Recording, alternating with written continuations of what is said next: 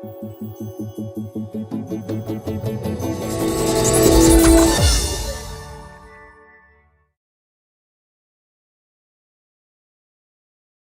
this is Eric with a follow-up review for the app Sign. After I posted the other review, I sent a copy of that to the developer, and he got in touch with me and said, hey, that's great, except there are a couple of things that weren't exactly right. And my goal is to have the most in-depth, detailed, and accurate app reviews. So I'm glad he got in touch with me. So I'm going to show you a couple of things. Really is about the way dynamic sign recognition works. I mistakenly said that it worked by allowing you to assign a different gesture for texting versus calling. And that's because I don't use the texting, I don't really use it for texting, so that's what I thought it was, and that is inaccurate. So let me show you how it actually works, which is pretty cool. Okay, so here we have Sign. I'm going to open it, and if you see as it is now, I hit the phone button. Well, it's automatically on the phone button, and I do a gesture. It's going to call that person. If I want to text them, I would hit the text button and do that same gesture, and it would open up a text message for them. So what the dynamic recognition does, if I go into settings and I hit dynamic sign recognition, what that's going to do is this is going to make it so that there are two separate fields, as you'll see. When we go back, we have the upper field with the phone symbol and the lower field with the text symbol. So now if I want to call that person, I start the gesture in the phone field and it's going to call. Or if I start the gesture in the texting field, then it's going to create a text message for that person. So if you do use it for texting a lot, that's a pretty cool feature. It works. It works well as far as I was a little bit concerned because I thought, well, if you half the phone real estate, what if my finger doesn't get it exactly right? But it does a good job. And I'm doing this left-handed. I am not left-handed, so yeah, I got that right. That's calling Go Country. It's a country station here in Los Angeles. And if I were to do it down here for texting, that's really bad. I can't do it with my left hand.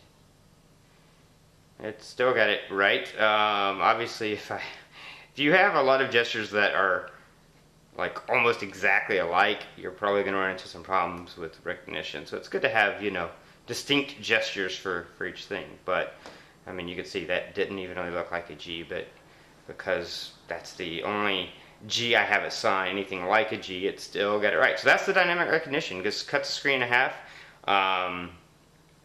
If you use this, like I said, if you use it a lot for calling and texting, and especially if you use it a lot when you're not in your car. Like I said, I use it mostly when I'm driving, but I know some people want a quick way to call somebody without having to go into their contacts, and they don't want to use voice dialing. They just want to be able to quickly call someone.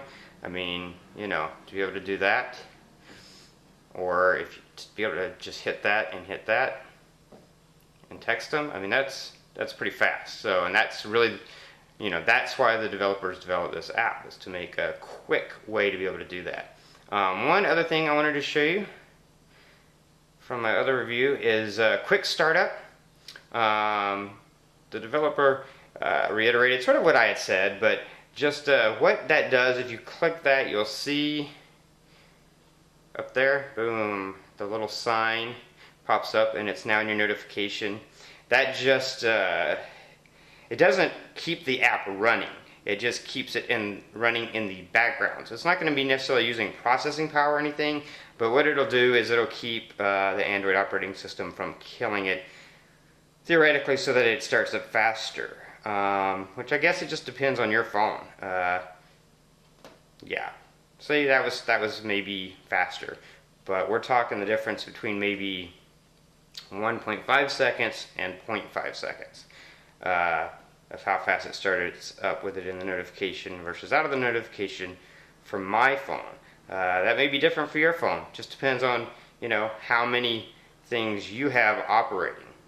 Now that it's not in the notification, It's still pretty fast, but since it was kind of already running, that also is going to have an effect on it.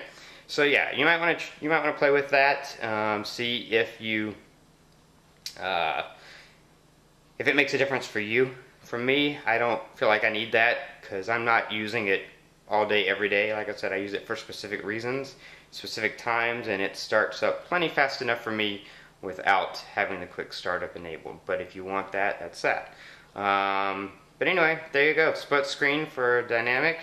And then if you turn that off, then you get the, where you open it and it's just automatically, wherever you draw it, going to be for the phone.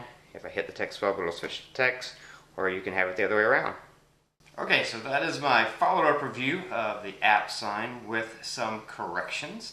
And also the developer says that they are working on even more enhancements and improvements to the app. So it's good to know that the app's not just done and thrown out there. Sometimes developers will do that, throw an app out there and then never touch it again, and it never gets any better. But Simply Apply, which is the company behind Sign, they are still working on it to continually improve it.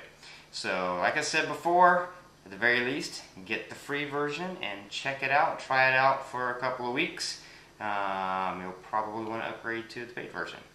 Thanks, and there'll be more reviews to come. Feel free to subscribe to my YouTube channel, and if you have any questions or comments, just post them below the video. Have a great day.